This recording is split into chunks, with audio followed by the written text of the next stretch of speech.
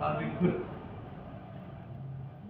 वेद सब सत्य विद्याओं का पुस्तक है। वेद सब सत्य विद्याओं का पुस्तक है। वेद का पढ़ना पढ़ाना, वेद का पढ़ना पढ़ाना और सुनना सुनाना, और सुनना सुनाना सब आर्यों का परम धर्म है। ऋग्वेद मंडल 1 सूक्त 13 मंत्र 3। मंत्र का विषय है हविष्कृत मधुजिह्व। ओम निराशंसमि प्रियम अस्मिन् यज्ञ उपहुवे मधुजिह्वम हविष्कृतम अस्मिन् यज्ञे। गत मंत्र में वर्णित मधुमान यज्ञ माधुर्य मेल के निमित्त इस मानव जीवन में प्रभु को उपहवे पुकारता हूँ। जो प्रभु नराशंसम मनुष्यों से संसन के योग हैं। प्रभु का संसन अर्थात गुणों का उच्चारण ही हमारी उन्नति का कारण बनकर हमें नर बनाता है। यही हमें उन्नति पथ पर आगे ले चलता है। प्रियम, वे प्रभु हमें प्रेरित करने वाले हैं। प्रभु की प्राप्ति ही एक अनिर्वचनीय आनंद के द्वारा तृप्ति को देने वाली है। मधु जिह्वम, वे प्रभु माधुर में जिह्वा वाले हैं, अर्थात हृदयस्थ होकर अत्यंत मधुरता से निरंतर सत प्रेरणा दे रहे हैं। और इस प्रेरणा के द्वारा हविष्कृतम, हमारे जीवनों में हवि को करने वाले हैं। प्रभु के मेल में हम उस आनंद का अनुभव करते हैं जिसके सामने संसार के सब भोग अत्यंत तुच्छ हो जाते हैं। अतः इन भोगों के आकर्षण के समाप्त हो जाने से हमारा जीवन हविर्मय हो जाता है। उस समय हम स्वाद के लिए न खाकर सुधा रूप रोग की निवृत्ति के लिए खा रहे होते हैं। भावार्थ,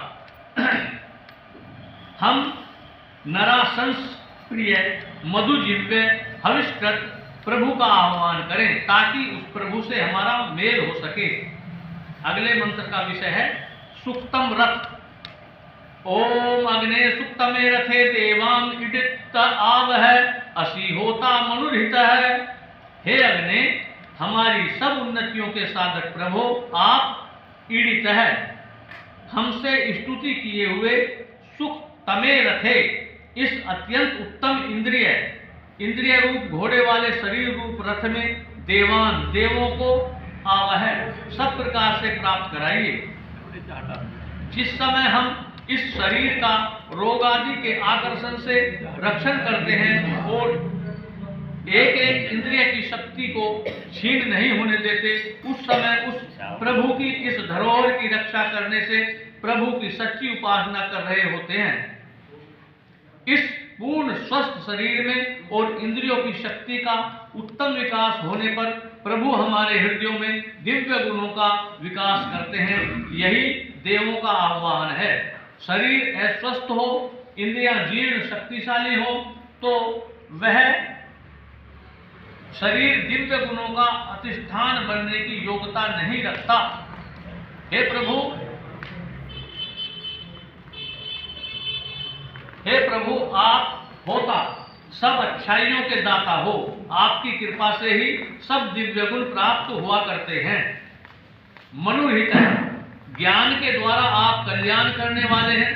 प्रभु का कल्याण करने का प्रकार यही है कि वे ज्ञान देते हैं और मार्ग के स्पष्ट होने से हमारा उस पर चलना सुगम हो जाता है।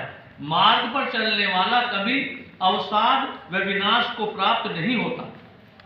भावार्थ, हम शरीर रथ को उत्तम इंद्रियाश्वों वाला बनाएं, यही हमारा प्रभु पूजन होगा। आराधित प्रभु हमें दिव्य गुणों को प्राप्त कराने वाले होंगे।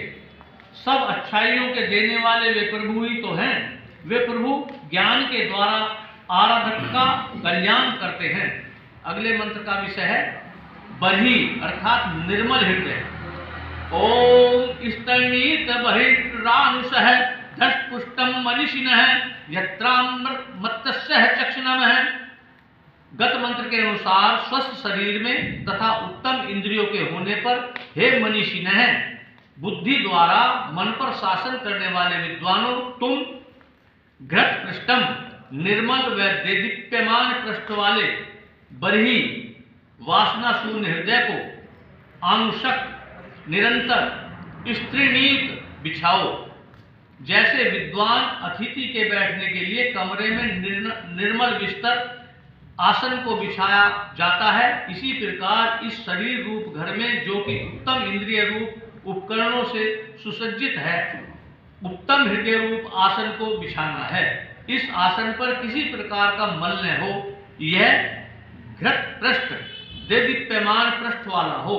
बरी की भावना भी यही है कि जिसमें से वासनाओं का उद्बरहन कर दिया गया है। यह हृदय रूप आसन वह है यत्र जहां प्रभु आकर विराजमान होते हैं और अमृतस्य उस अमृत प्रभु का जीव को चक्षुनम दर्शन हुआ करता है। पवित्र हृदय में ही प्रभु का प्रकाश होता है।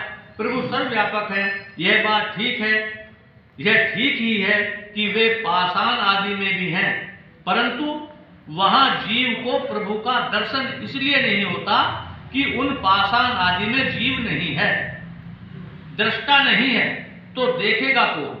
हृदय में दर्शनीय प्रभु भी हैं और दृष्टा जीव भी हैं। अब इस हृदय स्थली में ही प्रभु का दर्शन होता है, होता तभी है जब यह स्थली अत्यंत निर्मल होती है। भावार्थ, हम मनीषी बनकर हृदय को निर्मल बनाएं, इस निर्मल हृदय में ही प्रभु दर्शन होगा। अगले मंत्र का विषय है ऋताव्रत द्वार। ओम ईश्वरताव्रतो द्वारो देवीर्यस्ततः अद्यानूनम च यस्तवे। इस शरीर रूप नगरी में इंद्रियां ही द्वार हैं, अष्टाचक्रा 9 द्वारा देवानाम पुरोध्या।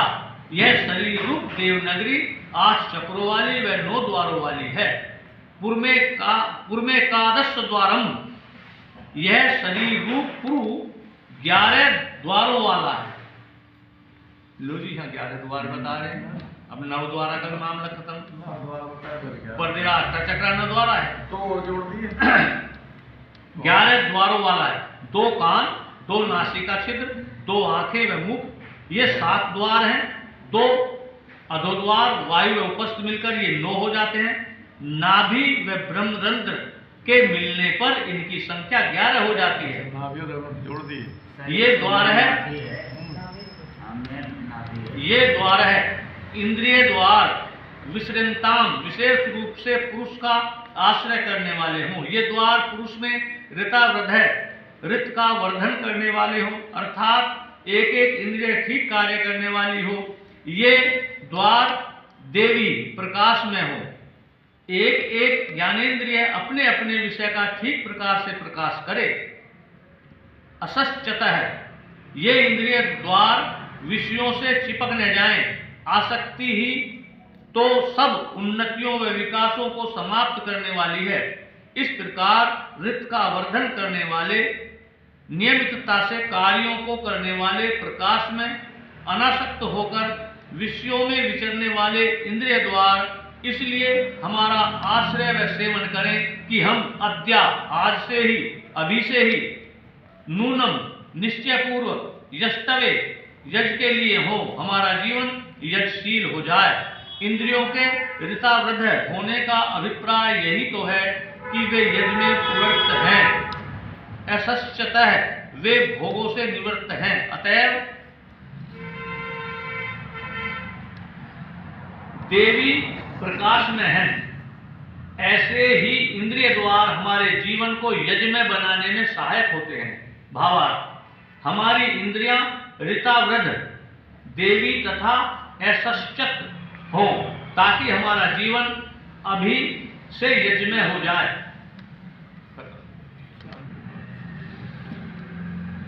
ओम शांति अंतरिक्षम शांति पृथ्वी शांति आप शांति औषधयः शांति वनस्पतयः शांति विश्वे देवा शांति ब्रह्म शांति सर्वं शांति शांतिरेव शांति श्यामा